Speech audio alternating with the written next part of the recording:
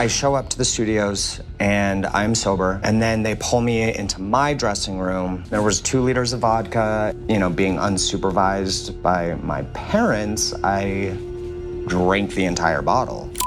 Lady who runs the show said to me, oh, when you get up there, do whatever you feel like will make a good show. Kick, scream, punch. I seen a kid get held down for trying to leave, took in there against my will. It's basically like they strip you from your whole personality. One of the kids, he had tried to steal a car or something. Everyone was screaming on the walkies like it was really crazy, and he ended up one of the staff members. And after the trial was over, I invited Phil to come on the Oprah show to share a little of his kind of no-frills way of talking. When Bhad Bhabie exposed the horrific conditions at Turnabout Ranch, the world was shocked. But the truth about Dr. Phil's involvement and his ties with Oprah Winfrey is even darker. Are we ready to uncover the real story? In the world of daytime television, Dr. Phil McGraw is a household name, synonymous with tough love and life-changing advice. However, behind the polished facade lies a history of exploitation and a troubling connection with the notorious troubled teen industry. Dr. Phil McGraw's daytime talk show has been a staple of American television since its debut in 2002. With millions of viewers tuning in for his no-nonsense advice and dramatic interventions, Dr. Phil has built an empire on the promise of help and healing. But recent revelations have cast a dark shadow over his legacy. What really happened when Bhad Bhabie was sent to Turnabout Ranch? Malnourishing, humiliating,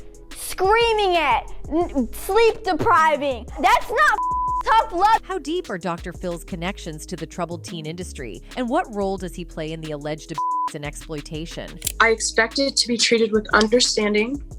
Instead, I experienced retaliation from the ranch after I spoke up, in what appeared to me to be a punishment for reporting my. Why has Dr. Phil remained silent on these serious allegations, and what does this mean for his credibility? The people that were critical of it, nobody ever asked them what they ever did to try and help her. And what about his long-standing friendship with Oprah Winfrey? Could she be implicated in these scandals as well? I invited Phil to come on the Oprah show to share a little of his kind of no-frills way of talking, straight from the hip advice, because he and I would drive in to the trial every morning together. Dr. Phil McGraw has long been a fixture on daytime television, celebrated for his tough love approach and dramatic interventions. But behind the scenes, his show's most sensational moments might hide a more sinister reality. One case that has brought this issue into the spotlight is that of Bhad Bhabie, the young rapper whose story took a dark turn after her appearance on Dr. Phil's show. How did Bhad Bhabie, known for her viral "Cash Me Outside" catchphrase, end up on Dr. Phil's stage? How about that? Catch you outside? What does that mean? What I just said. Bhad Bhabie, born Danielle Bregoli, initially appeared on Dr. Phil's show in September 2016. Her episode was titled, "I Want to Give Up My Car-Stealing, Knife-Wielding Teen Daughter." The segment featured Bhad Bhabie as a troubled teen whose behavior had escalated to violent and erratic outbursts. Dr. Phil's show portrayed her as an extreme case of rebellious teenage behavior, setting the stage for what would become a highly controversial intervention. My daughter is out of control. 13 years old, extremely provocative. Danielle vanished with the keys to my crew member's car. The drama and spectacle of Bhad Bhabie's appearance were designed to captivate viewers, but the consequences of this public intervention were far more troubling. After her dramatic exit from the show, Bhad Bhabie was sent to Turnabout Ranch, a decision that would lead to severe repercussions for her. Malnourishing, humiliating, screaming at, sleep depriving. That's not tough love. Why was Bhad Bhabie sent to Turnabout Ranch? And what went wrong after her appearance on Dr. Phil's show? Bhad Bhabie's move to Turnabout Ranch was presented as a necessary step for her rehabilitation. However, this facility, which has been under scrutiny for years, was far from the solution she needed. Allegations of abuse and harsh treatment at Turnabout Ranch quickly emerged, painting a grim picture of the facility's practices. I expected to be treated with understanding. Instead, I experienced retaliation from the ranch after I spoke up, in what appeared to me to be a punishment for reporting my. Despite these negative experiences, Bregoli managed to turn her viral fame into a successful career, often reflecting on her time with Dr. Phil as a controversial turning point. To hold that profile on me throughout the rest of my teenage years and my adult years now, is just like, even when it comes to how I look.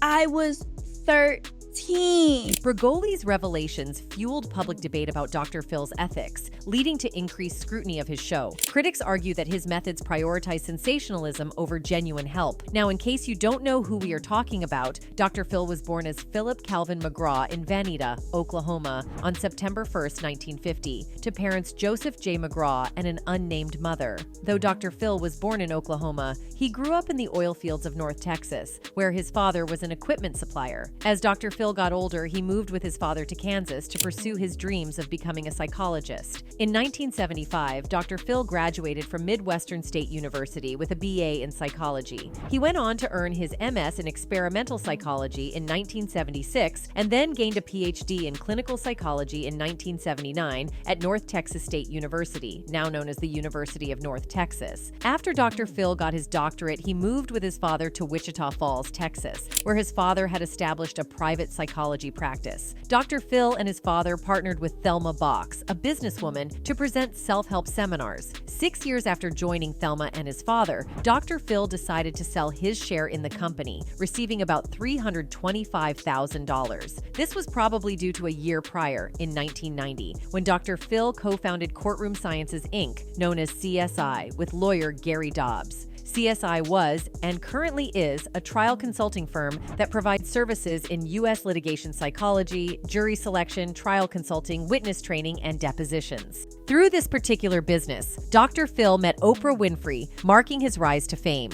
In 1995, Oprah reached out to Dr. Phil's consulting team, CSI, to help her prepare for a case she was working on. She won that case and commended Dr. Phil for his assistance. Impressed by him, she invited him to be a guest on her show. I invited Phil to come on the Oprah show to share a little of his kind of no-frills way of talking, straight from the hip advice, because he and I would drive in to the trial every morning together. Around 1998, after the successful trial ended, Dr. Phil made his first guest appearance on The Oprah Winfrey Show, one of the highest-rated and most viewed TV shows in history. His first appearance was so successful that Oprah kept inviting him back, eventually giving him his own segment on the show. He would come on as a relationship and life strategy expert on Tuesdays, starting in April 1998. I've said a million times, you got to name it before you can claim it. By 2002, Oprah helped him launch his own show, which by 2008 was outperforming Oprah's own show. While some credit Oprah for Dr. Phil's success, others argue he owes it to the many vulnerable individuals he's exploited for ratings over the years. Actress Mia Farrow even tweeted that laws should protect mentally ill people from TV talk show like Dr. Phil, who exploited Shelley Duvall's fragile mental state for his gain. For context, in November 2016, Shelley Duvall, a beloved actress known for her roles in classics like The Shining and Popeye, made a shocking appearance on Dr. Phil's talk show. This episode quickly became infamous for what many perceived as Dr. Phil exploiting Duvall's fragile mental state for television ratings. When Shelley Duvall appeared on Dr. Phil, she was visibly unwell and struggling with severe mental health issues. Duvall's appearance was distressing to many fans who remembered her from her days as a successful actress. I had to cry and hyperventilate and carry a little boy. She exhibited signs of severe paranoia and delusion, claiming that her former co-star Robin Williams was alive and a shapeshifter, and that she was being pursued by the Sheriff of Nottingham. I loved Robin Williams. I don't think he's dead.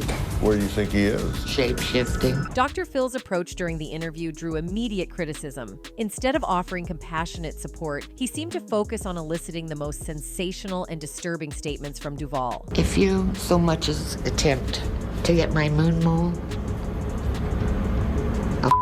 The episode's promotional materials emphasized her most bizarre and troubling comments, leading many to accuse Dr. Phil of using her condition for shock value and ratings rather than genuinely helping her. The episode sparked widespread condemnation from both celebrities and the general public. Many viewed the interview as a blatant exploitation of a vulnerable individual. Among the most vocal critics was Vivian Kubrick, the daughter of Stanley Kubrick, who directed Duvall in The Shining. In an open letter, Kubrick expressed her horror at the episode, stating, "You are putting Shelley's health in jeopardy. You are adding to her suffering and potential harm by being involved with her as she is now." Actress Mia Farrow also took to social media to criticize Dr. Phil, tweeting, "There should be laws to protect mentally ill people from TV talk show like Dr. Phil, who was exploiting Shelley Duvall for his own gain. Her sentiment was echoed by countless others who felt that the show had crossed an ethical line. The backlash extended beyond Hollywood. Mental health professionals and advocates expressed their outrage, emphasizing that the episode perpetuated stigma around mental illness and exploited Duvall's condition for entertainment. The National Alliance on Mental Illness released a statement condemning the episode as a missed opportunity to provide meaningful, respectful, and informative coverage of mental health issues. In response to the outcry, Dr. Phil defended the episode by claiming that his intention was to help Shelley Duvall by raising awareness about her condition and providing her with resources. He mentioned that the show had arranged for her to receive treatment at a mental health facility and that their priority was her well-being. However, many critics found this defense unconvincing. The sensational nature of the episode's promotion and the decision to air Duvall's most alarming statements suggested that ratings and publicity were the primary motivations. Critics argued that if Dr. Phil had genuinely wanted to help, he could have done so privately, without subjecting Duvall to public scrutiny. The impact of the episode on Shelley Duvall was significant. In interviews following the airing of the show, Duvall expressed regret about her appearance and indicated that the experience had been traumatic for her. Speaking to The Hollywood Reporter in 2021 about the Dr. Phil interview, Duvall said, "I found out the kind of person he is the hard way. My mother didn't like him either. A lot of people, like Dan, said, 'You shouldn't have done that, Shelley.'" Meanwhile, Dr. Phil defended his controversial interview with The Shining. "There are parts of that story I haven't talked about and won't talk about in specifics, but I can say generally that we worked with her family," Dr. Phil recalled. "We worked with her for over a year off camera after that fact, providing her opportunities for inpatient and outpatient psychiatric care. I can't tell you the extent we went to." Turning the critical lens back on those who condemned the interview, he said, "Nobody asked them what they ever did to try and help her, and the answer is not a damn thing." The people that were critical of it,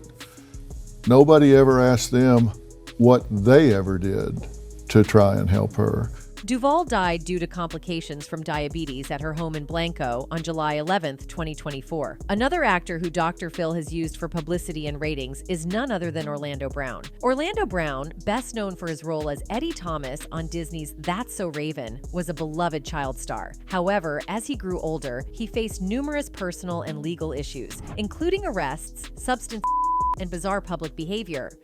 Believe me, you ain't never heard a young man that can blaze the track, ridiculous cat that can... In 2018, Brown's erratic behavior made headlines, prompting Dr. Phil to step in, seemingly offering a lifeline. But was it really help that Dr. Phil offered? Dr. Phil's show is notorious for its sensational approach to serious issues, often capitalizing on the pain of its guests for high ratings. Orlando Brown's episode was no different. Instead of providing genuine help, Dr. Phil exploited Brown's vulnerabilities for entertainment. It's not about, saying effort or anything.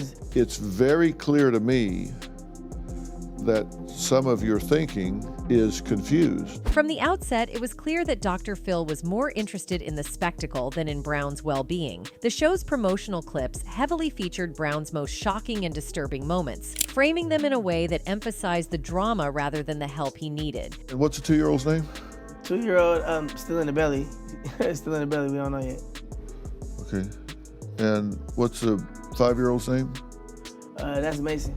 During the interview, Dr. Phil's questioning was often aggressive and invasive, designed to elicit sensational reactions rather than provide support. Brown, clearly struggling, was put on display for the audience's amusement, but the exploitation didn't end with the airing of the episode. The aftermath saw Orlando Brown's struggles continue, as the show did little to offer long-term support or solutions. Critics argued that Dr. Phil had used Brown's vulnerabilities for a ratings boost without genuine concern for his recovery. Another famous incident involved Todd Herzog, the winner of the 15th season of Survivor. In 2013, Todd appeared on Dr. Phil's show, visibly suffering from alcoholism. According to Todd and his father, when they arrived at the set, they found a bottle of vodka in Todd's dressing room. I show up to the studios and I'm sober, and then they pull me into my dressing room. There was 2 liters of vodka, being unsupervised by my parents. I drank the entire bottle. Later, Todd and his father alleged that someone on Dr. Phil's team offered Todd a Xanax to help him calm down. Todd was so inebriated that he had to be carried on stage. Despite this, Dr. Phil continued with the show. Not only that, after seeing Todd visibly drunk, Dr. Phil decided to give Todd a breathalyzer in front of a live studio audience and across everyone's TVs in America. There was no purpose in doing that. If Dr. Phil truly wanted to help someone, what was the point of doing that if it was clear Todd was under the influence? Allegedly due to the show's team putting him in a weak position, alcoholism is a severe disease. When asked by the Boston Globe about this incident, Dr. Phil declined an interview and instead had a show representative speak. According to the representative, guests were never provided and they would never allow that to happen. However, Todd has shown incredible resilience. Today, he has been sober for over 5 years. In 2019, he got engaged to his boyfriend Jesse, and they officially tied the knot in 2020. Another incident occurred on a different episode of the Dr. Phil Show, involving a 21-year-old girl named Bailey. Bailey came on the show to talk about a woman who she had been stalking on the internet. I talk to her in my head. Even though I've never met her in person, she's with me in really weird subliminal universe ways. After Bailey shared her story and set her boundaries on her mother not being involved in the show, Dr. Phil responded in an unapologetically rude manner, going off on the young girl. His harsh reaction drew significant criticism. I was told that y'all brought someone here that I explicitly said not to bring. Who's that? My biological mother. Would you like to leave? Because you can certainly leave, because nobody tells me who to put on my show, including you. Many viewers felt that Dr. Phil's treatment of Bailey was uncalled for and exploitative. Instead of providing support, he seemed to demean her on national television. Another exploitative incident involved pop star Britney Spears during her public breakdown in 2008. This was a highly sensitive time as Britney was going through a severe mental health crisis. Amid a media frenzy, the 26-year-old pop star was brought by ambulance to a Los Angeles hospital from her Beverly Hills home. While Britney was in the hospital following her breakdown, Dr. Phil decided to show up uninvited, seeking an interview with either Britney or her father. His intrusion during such a private and serious moment was shocking to many. A spokesperson for Britney's family expressed their feelings of betrayal, highlighting that even though her family has its own controversies, they found Dr. Phil's actions to be invasive and insensitive. It was clear that his primary motive was to boost his show's ratings. As if all this is not bad enough, Dr. Phil has also accumulated several controversies and lawsuits over the years. In 1971, McGraw was living in Topeka, Kansas, and running the Grecian Health Spa with his father and 2 friends. In September 1973, he abruptly closed the business, filed for bankruptcy, and moved out of state. He had sold the lifetime membership contracts to another company, making customers still legally responsible for the membership, even though the spa was closed. This led to an investigation by the state's Attorney General office. The lead investigator stated that McGraw had been running a membership scam, signing up customers to long, expensive contracts, selling the contracts to a financial institution for upfront cash, and then shutting down the spa and leaving town. McGraw was sued by several Topeka banks for $41,000, but the lawsuits and investigations stalled when he left the state. On October 21, 1988, the Texas State Board of Examiners of Psychologists found that McGraw had hired a former patient for part-time temporary employment. The board cited a possible failure to properly separate the termination of therapy from the initiation of employment and issued a letter of reprimand and administrative penalties. They also investigated claims of inappropriate contact initiated by McGraw, but their findings only referenced the therapeutic and business relationships. McGraw fulfilled all the board's requirements, and the complaint file was closed in June 1990. McGraw stopped renewing his Texas license to practice psychology in 2006 and has never had a license in California, where his show is taped. In 2002, the California Board of Psychology determined that McGraw's show was more about entertainment than psychology, so he did not need a license. In 2003, McGraw lent his name and image to a line of nutritional supplements under the brand name Shape Up. The deal included a percentage of sales going to the Dr. Phil Foundation. However, CSA Nutraceuticals stopped producing the supplements in 2004 after the Federal Trade Commission began investigating it for false advertising. 3 consumers filed a lawsuit in 2004, claiming false or unproven claims, which was settled for $10.5 million in 2006. In 2003, an unauthorized biography titled The Making of Dr. Phil was published, covering McGraw's personal and professional life, including allegations of abuse and unethical practices. In 2006, McGraw was named a co-defendant in a lawsuit filed by Deepak and Satish Kalpo, who claimed that an interview aired on McGraw's show portrayed them as engaging in criminal activity against Natalie Holloway. The lawsuit against McGraw and CBS was dismissed in 2015. In 2008, McGraw was sued by Thomas Riccio, the memorabilia collector who taped the Las Vegas leading to O.J. Simpson's conviction. Riccio's claims were dismissed as protected speech under the First Amendment. In 2016, McGraw and his wife filed a $250 million defamation lawsuit against American Media Inc., primarily due to an interview with a former patient who accused McGraw of SA in the 1980s. McGraw had denied these allegations since they were first made in 2003. The lawsuit was later dropped on mutual terms. In February 2022, current and former employees of Dr. Phil alleged verbal abuse in a workplace fostering fear, intimidation, and racism. Some employees also claimed that the show's guests were manipulated and treated unethically. McGraw and his co-producer categorically denied every allegation. Given all these allegations, it's clear that Dr. Phil should steer clear of anyone dealing with mental health or addiction issues. It's obvious he's just in it for the ratings. However, what still puzzles many people is why Oprah endorsed him in the first place and why she hasn't criticized him for his shady tactics after everything came to light. Anyway, that's it for this video, folks. Bye.